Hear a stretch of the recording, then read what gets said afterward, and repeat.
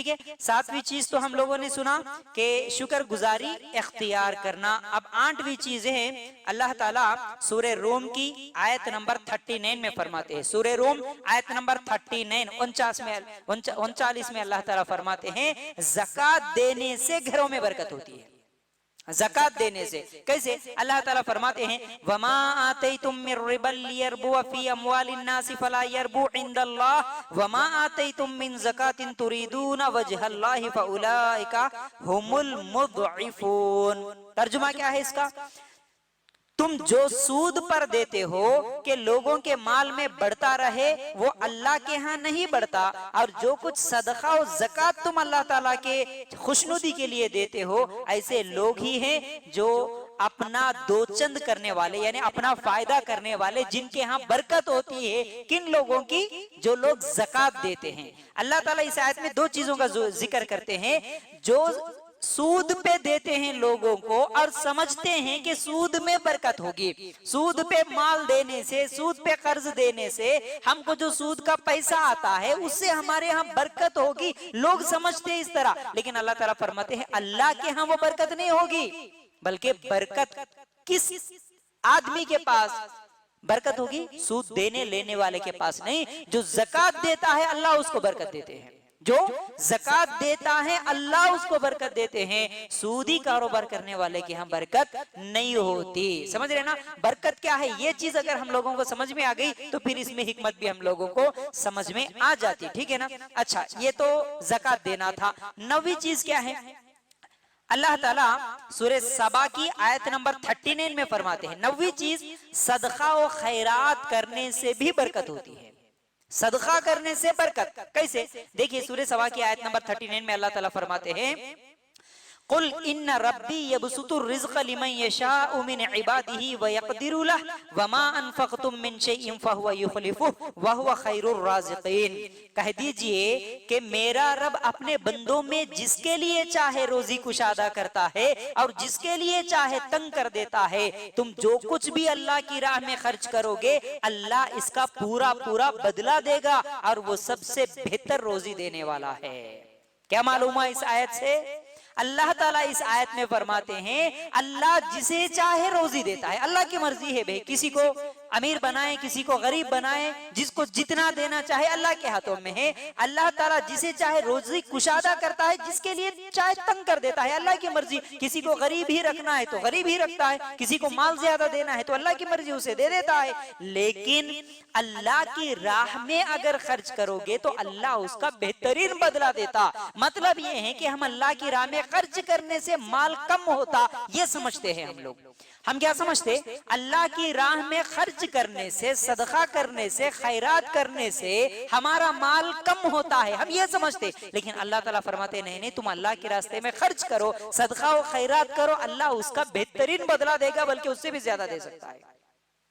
मिसाल के तौर पर देखिए, अल्लाह, आज कितने लोग ऐसे हैं जो कि अल्लाह की राह में खर्च करने का दिल नहीं करता, लेकिन ऐसे लोगों के कई वाकयात हमारे सामने आते हैं।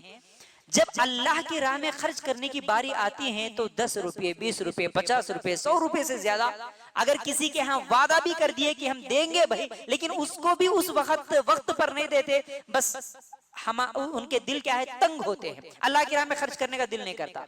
वही आदमी जो 1000, 500 रुपये अल्लाह की राह में खर्च नहीं कर सकता, लेकिन अचानक उसकी कोई चीज गुम हो जाती है जिसकी वजह से उसके हजारों रुपए का नुकसान होता है। अचानक उसके घर में अगर कोई बीमार हो जाता है, लाखों रुपए उसके हॉस्पिटल में लग सकते हैं, तो उसका उस माल जमा के रखने से क्या फायदा?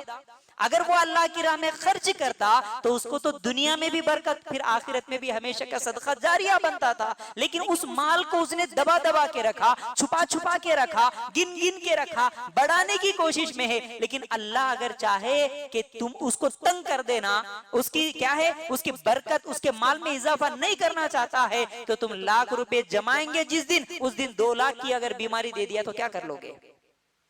अगर उससे पहले हम अल्लाह की राह में खर्च करते तो फिर अल्लाह ताला उसमें बरकत जब देते हैं ना, तो इससे पहले की दर्स में भी मैंने कहा अगर किसी की हर महीना 10,000 भी तनख्वाह है, उसमें जो बरकत होगी तो वो जितने चैन सुकून के साथ जिंदगी गुजारता, जिसकी हर महीना 1 लाख भी तनख्वाह होती उतनी चैन सुकून के साथ वो जिंदगी नहीं गुजार पाता। उसकी मुश्किलें, उसकी टेंशन, उसकी तकलीफें, उसकी बीमारियां अलग ही होती है। तो इसलिए बरकत असल चीज है। तो बरकत कहाँ है? अल्लाह की राह में सदका करने से बरकत होती है। हम माल खर्च करेंगे तो अल्लाह उससे ज्यादा हमको देगा, लेकिन ये हमारा सोचना बिल्कुल गलत है। और शैतान भी क्या करता कि जब अल्लाह की राह में खर्च करने की बारी आई तो शैतान अलग अलग वसवसे डाल देता। वही अगर फजूल खर्ची करने की बारी आई तो फिर शैतान अलग ही रूप लेके इंसान के सामने आ जाता। जैसा कि अगर घर में कोई चीज सजाना है, आज देखिए बड़े अफसोस के साथ कहना पड़ता है, हर एक आज क्या है देखा देखी में या फिर ये क्या बोलते हैं उसको लग्जरी लाइफ गुजारने की जो ख्वाहिश में, चाहे वो टीवी सीरियलों के जरिए से हो या फिर मोबाइल के ऐप्स के जरिए से हो या फिर पड़ोसियों को देखकर, रिश्तेदारों को देखकर हो, क्या उनके घर में वो चीज आई, भाई हमारे घर में क्यों नहीं आना, इन लोगों से जिंदगी गुजार रहे, हम लोगों क्यों नहीं गुजारना। इस ख्वाहिश में घर में लाखों रुपए की चीजें सजा के रख सकते हैं, लाखों की चीजें सजा के रख सकते हैं, लेकिन अल्लाह की राह में खर्च करने की बारी आई तो उनके दिल एकदम ऐसे हो जाते हैं जैसे कि एक फकीर आदमी भी उतना कम खर्चा नहीं करता जितना वो खर्च करे, दिल नहीं बढ़ता आगे। अपने घरों में अगर देखे तो 30, 40, 50 हजार की टीवी लगी हुई नजर आती। अल्लाह की राह में देने की बारी 500 नहीं देता, 50,000 की टीवी रख सकता, 500 रुपए निकाल के नहीं दे सकता। अल्लाह के लिए गौर करना, ऐसी कितनी चीजें हमारे घरों में, लेकिन उसके मुकाबले में हम अल्लाह की राह में कितना खर्च कर रहे हैं। देखिए जब फजूल खर्ची की बारी आती ना, जब शॉपिंग के लिए चले जाते या फिर नहीं तो किसी की शादी या किसी का रस्म, किसी का फंक्शन होता है, उस वक्त अगर सहेलियों के साथ औरत चले गई या मर्दों के साथ अगर कोई दोस्तों के साथ घूमने के लिए चले गया, होटलों में जब बैठते ना तो क्या होता मालूम है, अरे क्या जी कैसे शादी करते, अरे क्या खर्चा करते, क्या खरीद रहे, तो नहीं है पैसे तुम्हारे पास, हम देते ना, ठीक है बाद में दे देना। 2,000 का ड्रेस पसंद आ गया लेकिन 5,000 का उससे भी अच्छा है बाजू में सहेली, हालांकि वो क्या होता है फजूल खर्ची करने के लिए शैतान अलग रूप लेके आता है। वहां पर तुम्हारे पास नहीं है तो मैं दिला दूंगी ना, मैं दे दूंगी ना, ले लो, क्या हो रहा। शादी की बारी, यारी लड़की की शादी है, 2 लाख खर्च करते, 4 लाख में शादी करते, ऐसी कैसी शादी करते, 15-20 लाख तो खर्च करना, लोगों के सामने क्या दिखाते फिर। नहीं नहीं, ये सब क्या है, एक दूसरे को उभारते हुए दोस्तों की शक्ल में शैतान आता है, जहां पर फजूल खर्ची लाखों रुपए की कर देते हैं, कोई उनको तकलीफ नहीं होती, कोई तकलीफ नहीं होती। आधा खाना पका हुआ शादी के फंक्शन में बचा, सुबह को उसे गटर की गंदी नाली में फेंक देते, कोई मुश्किल नहीं होता, कोई टेंशन नहीं होता। ये आज जो कार्ड, वेडिंग कार्ड जो छप रहे ना 20-20, 25-25, 50-50 रुपए के, लेके क्या करता भाई, आपका इनविटेशन कार्ड लेके, अरे 50 रुपए का कार्ड है भाई, इसे अलमारी में सजा के रख लूंगा, कोई बोलता। वही 2 रुपए का कार्ड भी दिए, 50 रुपए का कार्ड भी दिए, यूं लिया, डेट देखा, फेंक दिया। 50 रुपए निकाले बाहर रोड पे फेंक दिए, कचरे की कुंडी में फेंक दिया, उसे निकाल के नाली में फेंक दिए। लेकिन उसके मुकाबले में जो सिर्फ शादी के कार्डों के लिए हजारों रुपए खर्च करते हैं, क्या सिर्फ शादी के कार्डों के बराबर भी अल्लाह की राह में कभी खर्च करने का दिल करता? अपनी बेटी की शादी में जो बाप खर्च करता, बेटे की शादी में फखर से बोलते 40 लाख खर्च किया मैंने, 40 लाख एक बेटे की शादी में, एक बेटी की शादी में 30 लाख एक शादी में तूने खर्च किया। अगर वही 30 लाख रुपए की मस्जिदें बनाने के लिए चले जाता तो कितनी मस्जिदें बन जाती, कितना दीन का काम होता, कितने गैर मुस्लिमों तक इस्लाम पहुंचता, कितने मुसलमानों को कलमा पढ़ाते। मुसलमानों को बोल रहा हूं मैं, गैर मुस्लिमों का तो छोड़िए, हो तो मुसलमानों को। लेकिन शैतान वहां पर नहीं आता। शैतान कब बोलता? जब अगर कोई मांगा, जेब में 1000 है, उसे 1000 भी देना है, उस वक्त शैतान बोलता नहीं जी अभी तो लाइट का बिल भी, इलेक्ट्रिसिटी बिल भी आपको देना है, बच्चों का स्कूल का फीस भी देना है, शाम में घर में तरकारी लाने के लिए बेगम फोन करे थे वो भी खरीदना है, इतनी सारी चीजें हैं, ये सब खर्च कैसे करोगे? अगर जेब में जो पैसे है वो खर्च करोगे तो फिर आप फकीर बन जाते। शैतान क्या बोलता? एकदम फकीर बन जाते। अब नहीं देना आपको, उसे छुपा के रखो। अगर आप घर में बरकत चाहते हो, अल्लाह की राह में ज्यादा से ज्यादा खर्च करेंगे। हम लोगों को चाहिए कि हमारे पास जितना है उतने में अगर हम खर्च करेंगे, अल्लाह उसमें और बरकत देगा।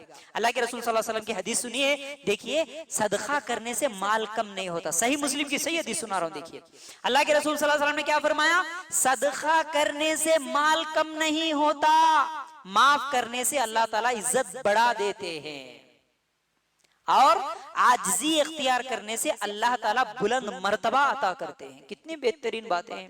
एक हदीस में जो तीन अल्लाह के रसूल सल्लल्लाहु अलैहि वसल्लम ने तीन बातें कही, वो क्या है? सदका करो, अल्लाह उससे क्या है? तुम्हारा माल कम नहीं होता सदका करने से, एक बात। दूसरी चीज क्या है?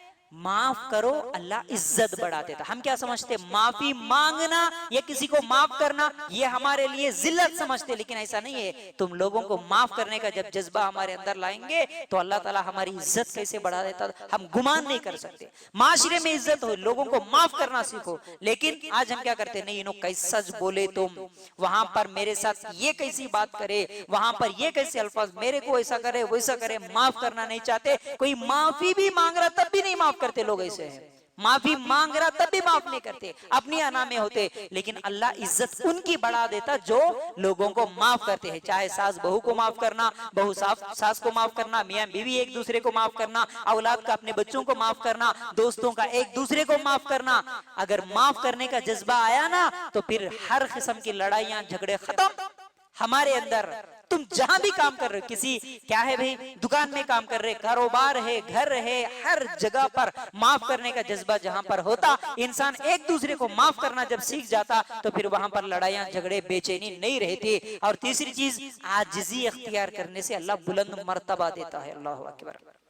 आजिज़ी, आजिज़ी के जगह हम क्या करते? फखर करते, हम तकब्बुर करते, हम अनानियत में आते, हम अपना बड़ापन दिखाते, हम अपनी तारीफें चाहते हैं। लेकिन जहां तकब्बुर अना खत्म होती है वहां पर आजिज़ी आती है। चलो जी ठीक है, अच्छी बात है, अच्छी बात है, ठीक है, ओके। ये तमाम चीजें क्या है? आजिज़ी की दलील है, ठीक है ना। तो बहरहाल आजिज़ी इख्तियार करने से अल्लाह ताला बुलंद मर्तबा अता करते। तो हदीस से अहम बात जो हम लोगों को मालूम हुई वो ये है कि सदका देने से माल कम नहीं होता, कभी भी याद रख लीजिए। फिर इसी तरह अल्लाह के रसूल सल्लल्लाहु अलैहि वसल्लम ने फरमाया, सही बुखारी की ये हदीस है, सदका करने में देर न करना, सदका करने में देर न करना। कहीं जान हलक में आ जाए फिर तू कहे कि फलां के लिए इतना, फलां के लिए इतना, उस वक्त तो तेरा माल दूसरों का हो चुका होता है। अल्लाहु अकबर। अल्लाह के रसूल सल्लल्लाहु अलैहि वसल्लम ने क्या फरमाया? सही बुखारी की सही हदीस है, सदका करने में देर मत करो। हम कैसी देर करते मालूम है? कि अगर कोई मांगने वाला आया तो हमारे दिल में शैतान फौरन आके क्या बोलता? नहीं जी, तुम्हारे पास जब 1 लाख रुपए जमा होंगे ना उस वक्त मस्जिद को देंगे, अपन 50,000 देंगे। कब देंगे 50,000? जब 1 लाख जमा हुए तो। जिंदगी में 1 लाख जमा होते नहीं, 50,000 देते नहीं, सिर्फ ख्वाहिशात पे रहते। ऐसा नहीं। अल्लाह के रसूल सल्लल्लाहु अलैहि वसल्लम क्या फरमाते? हाँ हुए तो अच्छी बात है, लेकिन गारंटी क्या है भाई? गारंटी क्या है? हमारे पास पहले रहना पॉकेट मनी 1 लाख है तो 50,000 देंगे। नहीं, तुम्हारे पास पॉकेट मनी 1,000 है ना, उसमें से 100 रुपए दे दो ना, उसमें से 100 रुपए दे दो ना। अल्लाह के रसूल सल्लल्लाहु अलैहि वसल्लम ने क्या फरमाया?